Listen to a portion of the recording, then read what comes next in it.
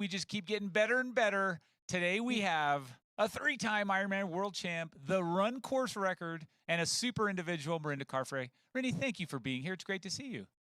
Great to see you guys.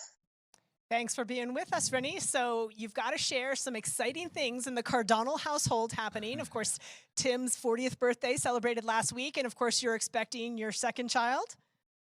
That's right. Yeah, we're expecting number two here. Due date is New Year's Eve, so probably sometime in 2021. If it's any Izzy's late arrivals, any indication. Well, we're hoping you've got a different name other than just number two, like you guys have been brainstorming. So. Yeah, we've got a couple of names up our sleeves. Yeah, obviously we're not going to find out the gender, so have a couple of boys' names and a couple of girls' names, and we'll see when the baby arrives So who it good. looks like. So good. Yeah, exactly. Well, so you just kind of brought up like New Year's Eve, obviously even late, early, whatever. That's the end of the year. That puts us right into 2021. So, I mean, big question, family growing, you and Tim both racing. Are you looking at all to 2021, or is it kind of like what's that lens for you right now? Yeah, absolutely. The plan is to come back and race. I hope to be racing in the late spring, early summer, 2021. And I've taken this pregnancy. Well, I've been a little bit more active through this pregnancy, I should say. Certainly not training crazy hours, but I've tried to keep my fitness rolling. I was in pretty good shape when we conceived the little one. So with I think I was only 7 weeks out from Ironman St George when we sort of everything got cancelled and we decided to switch gears, so to speak. And yeah, I hope to be able to bounce back a little quicker than what I did with Izzy. But again, with Izzy, I was in no rush because she was born in August and I didn't really need to start racing until April. So obviously, every pregnancy is different, and I'll play it by ear and just listen to my body. But yeah, hoping to be back sooner than later. Awesome. Now, Rini, of all of your experiences in Kona, obviously your wins, but all of your experiences, you've raced there and you've won. You've raced there where you haven't had a great day, and Tim's had a great day. You've raced there with Izzy, watching both her parents out on the race course. Can you pick just one experience that stands out as most meaningful or gratifying to you in all of your Kona experiences? You're right.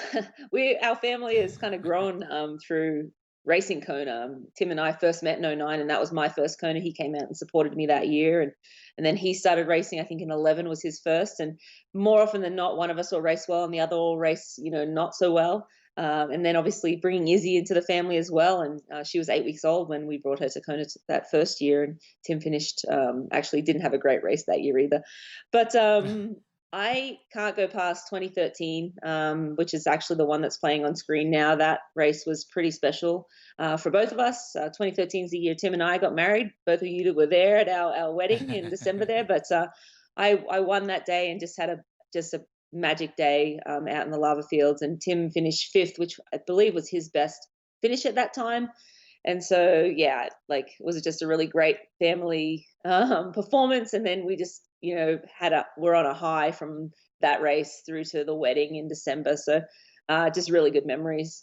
Oh, gosh. I mean, watching this footage and hearing you say that, so you're just ripping past everyone. I mean, amazing. So, the couple questions, just a quickie. What did you say to Rachel that made her laugh? And also, what's the secret? I mean, everyone wants to know this. How do you run that well off the bike? I mean, it's such a hard answer, but answer those two questions, please. Just give it to us. I actually don't even remember what I said to Rachel that year. I remember what I said to her the year we were chasing down Daniela, and that was we can't let a rookie win. Ah, love it. I think was 2014. That's right. But 2013, I did say something. No, I think I said something just smart, like "nice Yeah. day for it, huh?" Yeah. um, Great.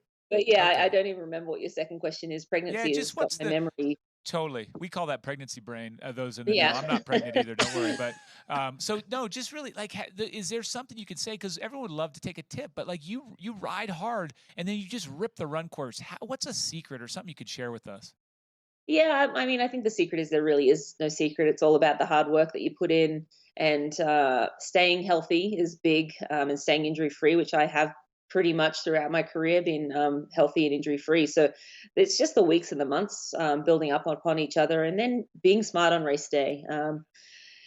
And I'm not the best biker out there, but I do bike to the best of my ability, but I pace it well. I feel that I do a good job of fueling. I pace the bike well so that I can still race the run and not just survive the run. And that's how I've always looked at the race, like making sure I was still racing at the end of the race and not just surviving, which happens to I feel like the majority of the people who are racing out there, they just maybe go that tick too much on the bike, or expend a little bit too much energy, and then they find they're on the ropes the last 10 miles and not they're just trying to get to the finish line. I mean, we're all just trying to get to the finish line, but um, the key is being able to still race at the end of the race. Great answer. So obviously, Rinny, you are the queen of this marathon course. You own the course record, minus the finish line, because that's too easy an answer.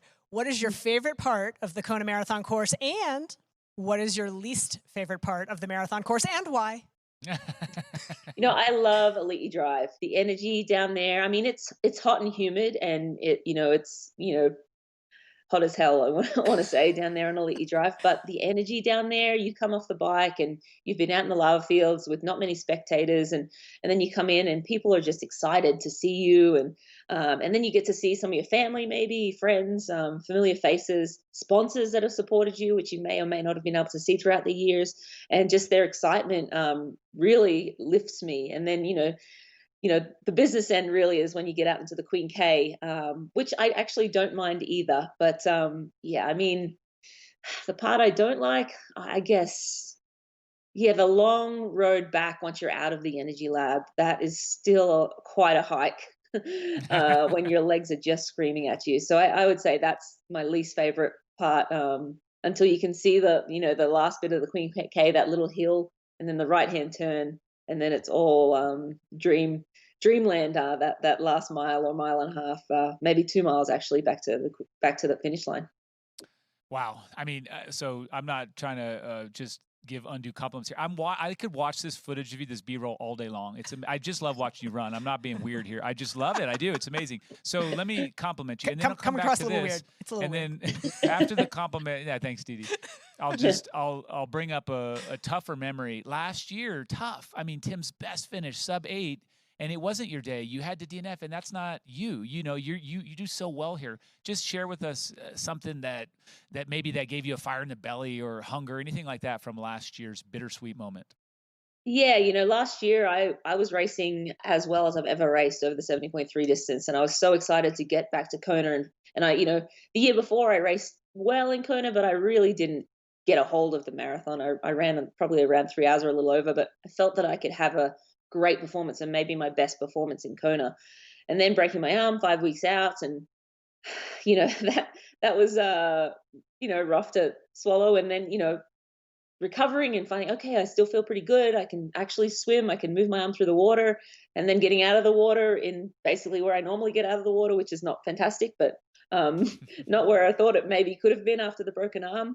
But yeah, hopped out on the Queen K, and my back was just like, you are not going to be able to pedal this bike like you want to today. So that was really tough. Any DNF hurts a lot, mentally, for a while. And that really was sort of the catalyst to get me focused and fired up for this year. And obviously then this year didn't happen. But honestly, after I stepped off that course, I just wanted to focus on Tim. And I love it was his day. I mean, he just had such a beautiful race out there. And that's one of the silver linings, that well, as a family as well, we can always walk away. We have two opportunities to have a great day on the Big Island, and to share in his victory on that day. Second place, but fastest ever American, and sub-8 performance on the Big Island. That was just such a beautiful race for him, and to be there at the finish line with Izzy. Obviously, if I'd been racing, I wouldn't have been able to do that. So I sometimes think, these things happen for a reason, and I was just meant to be there to support him on that day. And so, we take away, those victories and those defeats, and we try to celebrate whatever the greatest performance is on the day. And that day it was all about Tim. Super. Well, we just have one last question before we let you go, Rinny, and that is, how long will Tim be on diaper duty with baby number 2 for pulling the plug on you in Ironman VR 1? Has he been forgiven yet?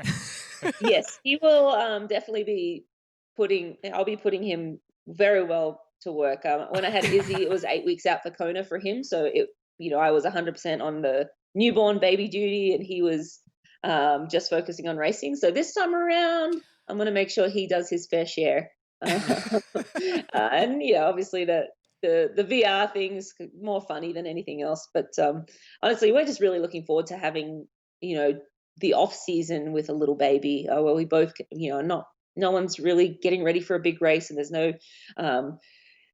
no big event looming on the horizon that we have to be focused on. Where we can just sort of focus on the new arrival and try to give Izzy as much energy as she still needs and will want. So yeah, just looking forward to that quiet time as a family. Awesome. Well, thank you so much. Great answers. Great to see you as always. And big hug to you and the fam. And thank you for your time. Yeah, thanks you guys. Thanks for giving me an opportunity to wear the media shirt. It hasn't been worn much this year, and I'm actually kind of busting out of it, but I still squeezed in. Awesome stuff.